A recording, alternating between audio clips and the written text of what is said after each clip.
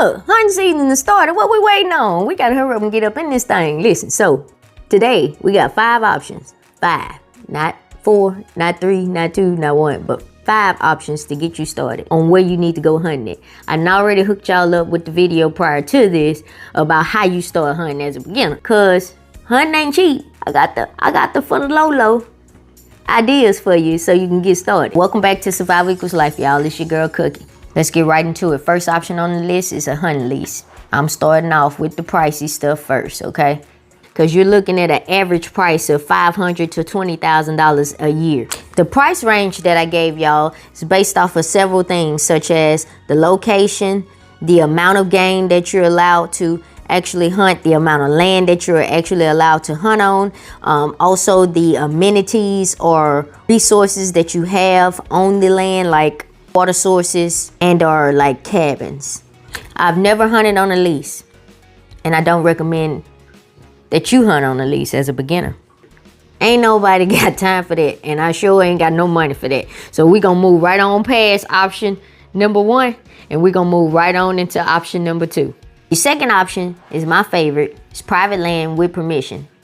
If you hadn't heard this statement before, it didn't happen if it wasn't written down, then this is where you need to use that as your motto, because you don't need to just get permission. You need to get written permission. I mean, they need to write it down. Thank you. I'll take that letter. So when I'm in the woods and I'm hunting, them green pants show up and they like, do you have permission to be here? And you know who this belongs to? And I'd be like, yep, sure do. Okay. And get on up out of here. Don't say it with all that spice. All right.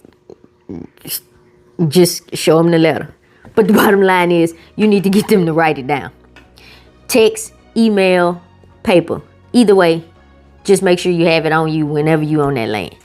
A couple of ways to find out who owns the private land that you see or you're trying to get permission to hunt is by taking that address, if you have it available to you, and looking it up through your local assessor's office.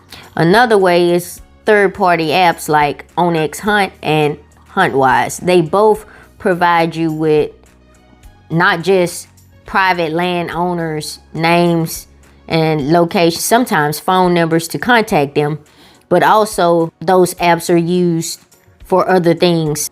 So of course, with those other options, you do have paid versions and free versions. Obviously, your free versions for both apps are not going to give you the information that you would need for the private landowners. OnX Hunt offers you an annual fee of $34.99 for your state, whereas HuntWise, which I use personally, gives you an option of having either the regular version, the pro version, which we use, and the elite version. The pro version, which I think you get the best bang for your buck, is $59.99 annually. So if you got a little change to spare, I highly recommend using one of those apps and definitely taking advantage of the 7-day free trial. So moving right along, your third option would be a friend or a close acquaintance. So hunting is one of those activities that you're either raised into or you're exposed to later on in life. So hop on that train, ask somebody, ask a friend. 9 out of 10 is somebody you've been talking to already or that you've seen and you were curious about it. So go ahead and ask them, can you join them? So as we move on to the fourth option, I want to ask you guys, this video has brought you value in any type of way. Hit that like if you living, hit that subscribe if you surviving, hit both if you're doing both. On the fourth option, we talk about public waterways. Now, side note, if you're duck hunting, we're talking about public waterways, but this is mainly for duck hunters. So most waterways are public. If you're not sure, get with your state or your local area to make sure that the waterway is public and can be used for hunting. You don't need a boat to utilize these waterways. You just need to know which ones you can actually hunt on, because you can duck hunt on the land. They fly over water, they land in water, but like wood ducks, you have them in the wooded area, i.e. the name wood ducks. You don't necessarily need all of the extra stuff. I walked into plenty of public waterways on foot, and That's probably some of the most exciting hunting that I have ever done in my life. So definitely look into that. Also, for you deer hunters, a deer is gonna go to a water source. So your fifth and final option, which everybody be sleeping on, these folks be tripping, is your public land, your BLMs, and your WMAs. This is the perfect spot for a beginner hunter to go and start hunting. Granted, there are rules that need to be followed, and a lot of times you gotta do some walking. But in my opinion, I think public land hunting is probably the best experience that you'll get as a new beginner. As a beginner, I think stalking your prey is the best way to learn about hunting. When stalking your prey, you're walking in its shoes. You're literally trying to find where it sleeps, where it eats, where it mates. Sometimes where it takes a good poop, where their water source is at. You're looking for everything about this animal. You're stalking it. You become the animal. You learn about deer scrapes and deer rubs and the difference between those. There's so much involved in that. You learn about the mating season.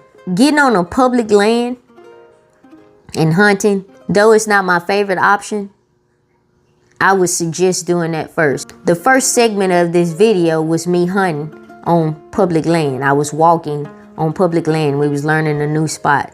So there's always opportunities, and we like to spread it out. So the more places that you can go hunt, the better. You don't ever want to overhunt a location that you're in, because these animals are not, they're not stupid.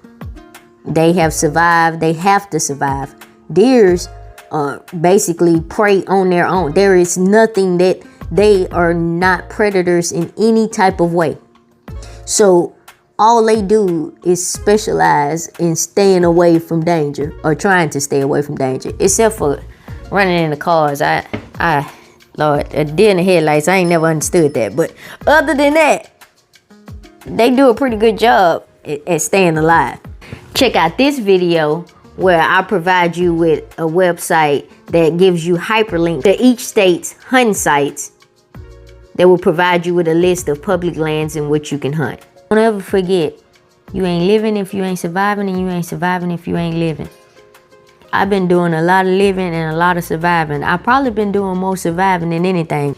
Yeah, so if you look at this mark on my hand, I almost went to the upper room doing some surviving. So if you know, you know. But if you don't, y'all hit me in them comments and let me know if you want to know, and I'll tell you all about it. Until next time, I'm out.